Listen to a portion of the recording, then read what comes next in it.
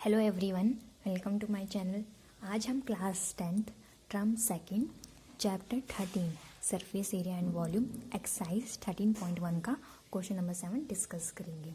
ठीक है स्टूडेंट, तो पहले क्वेश्चन को समझ लेते हैं क्या है। A tent is in a shape of a cylinder surmounted by a conical top. क्या बोला है, एक टेंट है जो कि सिलेंड्रिकल शेप है, उसके ऊपर क्या है, कोनिकल टॉप है। ठीक है, तो मीन्स कैसे, देखिए इधर हम कह सकते हैं हमारा एक टेंट बना है जो कि हमारा सिलेंड्रिकल शेप में है, कुछ इस तरह से होगा। ठीक है, अब इसने बोला है इसके ऊपर क्या है, कोनिकल टॉप है। कोनिकल टॉप मीन्स ऊपर एक कोनिकल ऐसे बना दिया गया है। ठीक है, अब क्या बोला, if the height of a diameter of a cylindrical part are 2 metre and 4 metre respectively. ठीक है, तो बोला है जो हाइट और डायामीटर है सिलेंड्रिकल पार्ट का वो कितना है, 2.1 एंड 4 मीटर रेस्पेक्टिवली। तो पहले जो देखा वो हाइट होगी और सेकंड वाला क्या होगा, डायमीटर होगा। ठीक है, तो हाइट कितनी दे रखी है, 2.1 मीटर। तो ये जो हाइट है हमारी वो हो जाएगी 2.1 metre and the diameter is 4 metre.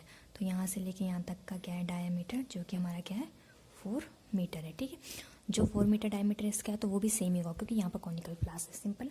Okay, now and the slant height of the top is 2.8 metre. अब देखिए स्लाइंट हाइट हमें पता है किस में होती है, कोन में हमारी स्लाइंट हाइट होती है। देखिए इस तरह से होता है हमारा कोन, इस तरह से। ठीक है, तो जो ये होती है उसे हम स्लाइंट हाइट बोलते हैं। तो ये हमें दे रखी है कितना, गिवन 2.8 मीटर। ठीक है, तो यहाँ हम लिख लेते हैं height of cylinder, height of cylinder जो कि हमारा 2.m है। स्लाइंट हाइट को क्या लिखते हैं, ठीक है, अब स्लाइंट हाइट तो होगी। नाउ क्या है, find the area of A canvas used for making the tent. तो इसने बोला है कैनवस, जितना हमें इसका कपड़ा चाहिए होगा इसे लगाने के लिए, इसमें मतलब कि टोटल जितना एरिया चाहिए होगा उसका हमें एरिया निकालना है। And also find the cost of A canvas of A tent at the rate of ₹500 पर मीटर। उसका इसने बोला है कॉस्ट भी फाइंड कीजिए उस कपड़े की कितनी होगी, टोटल कपड़ा जो यूज़ होगा उसकी कॉस्ट भी फाइंड करने की कितने में आएगा। ठीक है, तो देखिए पहले तो हम समझ लेते हैं इसमें क्या, इसने बोला है हमें कैनवास का एरिया निकालना है। अब ध्यान से देखिए, हाँ, और नोट भी लिखा है, क्या लिखा है, that the base of A tent will not be covered with the canvas. अब जो इसका बेस है वो कवर्डेड नहीं है, किससे, कैनवास, यानी कपड़े से ढकेगा नहीं।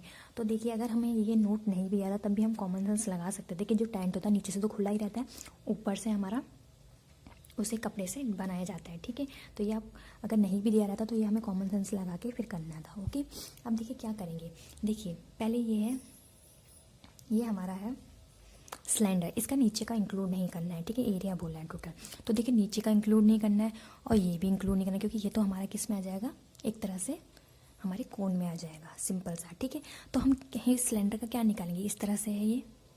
ठीक है, ये हमारे पास एक तरह से खाली होगा, ऊपर से टेंट लगा हुआ है। तो हम इस सिलेंडर का पहले क्या निकालेंगे, सिंपल है, इस सिलेंडर का हम निकाल देंगे क्या, सी एस से निकलेगा कर्व सरफेस एरिया। क्यों निकलेगा, ये तो हमें इंक्लूड करने के लिए बोला ही नहीं है, उसने बोला ये इंक्लूड नहीं करना, और ये वाला वैसे भी इंक्लूड नहीं होगा क्योंकि ये क्या है, ऊपर से कैनवस है। तो देखिए टोटल इसका एरिया पूछा था ना पूरे टेंट का, तो टोटल एरिया कैसे होगा, नीचे वाले का एरिया प्लस ऊपर वाले का एरिया, सिंपल। पर नीचे वाले में भी कौन सा एरिया, इसका निकालेंगे हम कर्व सरफेस एरिया। ठीक है, सी एस से निकालेंगे सिलेंडर का, ये हमें समझ में आता है। उसके बाद अब देखिए कोन का क्या निकलेगा। अब देखिए कोन किस तरह से हो रहा है हमारा, इधर देखिए कोन हमारा इस तरह से लगेगा इसके ऊपर से। ठीक है, ये चीज़ इस तरह से बन रही है। तो जब हम इसका ये बना रहे हैं तो हमारी कपड़ा तो यहीं यहाँ लगेगा, ये चीज़ तो फिर भी नहीं इंक्लूड हुई, तो कोन का भी यहाँ क्या लगेगा, हमारा सी एस से लगेगा। ठीक है, तो total surface of A tent क्या हो जाएगा, curve surface area of cylinder plus curve surface area of cone. ठीक है, आई होप आपको समझ में आ गया होगा। अब इसे सॉल्व करते हैं। तो देखिए लिख लेते हैं total surface area of tent, total area लिख लेते, टोटल एरिया ऑफ किसका पूछा, टोटल एरिया ऑफ कैनवस, ये जो कैनवस बना है हमारा मतलब टेंट बना है उसका, मतलब जो कपड़ा यूज़ हुआ है। ठीक है, तो क्या है वो, हमने बोला था इसका सी एस ए प्लस इसका सी एस ए, तो लिख सकते हैं सी एस ए यानी curve surface area of cylinder plus C S A of किसका, कोन, ठीक है, ये हमने समझा था।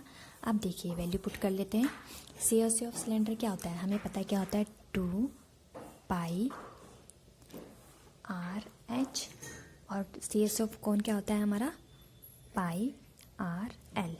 अब देखिए वैल्यूज़ पुट कर लेते हैं। यहाँ 2 मल्टीप्लाई पाई की value 22/7 R।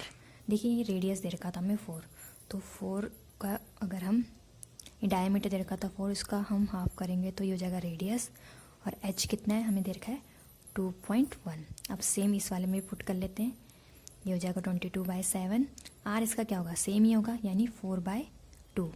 And L means slant height, जो कि हमें दे रखी है 2.8।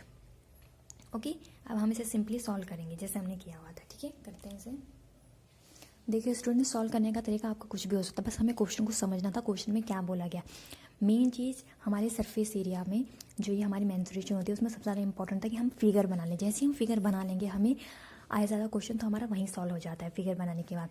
देन फिगर बनाएगा, हमने समझा क्या क्या करना है, बाकी तुम सॉल्व किसी भी तरह से कर सकते हो। ठीक है, जैसे भी आप करना चाहो वैसे कर सकते हैं। तो देखिए इस 2 से इस 2 को मैं कैंसिल आउट करती हूँ, 7 3 जा 21, यानी 0.3 आप अपने हिसाब से काट सकते हैं। ठीक है, 7 3 21, 7 4 जा 20, ये हो जाएगा 4 जा। इस 2 से मैं इसे काट लेती हूँ। ठीक है, अब देखिए क्या क्या बच गया वो लिख लेते हैं। 22 मल्टीप्लाई 4 मल्टीप्लाई 0.3, यहाँ क्या बच गया 44, 4 मल्टीप्लाई 11 मल्टीप्लाई 0.4। ठीक है, हम दोनों को ऐड कर लेते हैं। जब इसे मल्टीप्लाई कर देंगे, आप किसी भी तरह से इसे मल्टीप्लाई कर लीजिएगा। ठीक है, ये हो जाएगा हमारा 26.4, ये आ जाएगा हमारा 17.6। ठीक है, अब इन दोनों को ऐड करना है, ऐड करके ये हमारा आ जाएगा, टोटल ऐड करेंगे तो आ जाएगा 44 मीटर स्क्वायर, क्योंकि मीटर में था यानी मीटर स्क्वायर। ठीक है, ये तो हमारा एरिया निकल गया। यहाँ तक का क्वेश्चन हमारा सॉल्व हो गया। Find the area of A canvas use for making the tent, इतना। बाकी हमें इसमें कॉस्ट भी निकालनी थी, तो कॉस्ट निकाल लेते हैं। 44 मीटर स्क्वायर हमारा क्या आ गया इसमें, देखो टोटल एरिया ऑफ कैनवास तो हमारा निकल गया 44 मीटर स्क्वायर। अब बोला था कॉस्ट भी कि इस कैनवास को, जितना भी हमने ये कैनवास इसमें लगाया उसकी कॉस्ट कितने का पड़ेगा वो पूरा। ठीक है, तो 1 मीटर स्क्वायर की 500 थी, हमें टोटल इतने मीटर स्क्वायर कपड़ा चाहिए, तो इतने मीटर स्क्वायर कपड़ा को हम सिंपली इसको इसके साथ मल्टीप्लाई कर देंगे और हमारा आंसर आ जाएगा। ठीक है, तो देखिए करते हैं इसे भी, तो लिख लेते हैं 1 metre square cost of the canvas will be equals to ₹500। ठीक है, और हमें कितना चाहिए, 44 मीटर स्क्वायर हमारा टोटल एरिया आया था, तो लिख लेते हैं 44 metre square cost of the canvas, और आगे ये भी लिखते हो कैनवास ऑफ द टेंट। ठीक है, जो आप करना चाहो।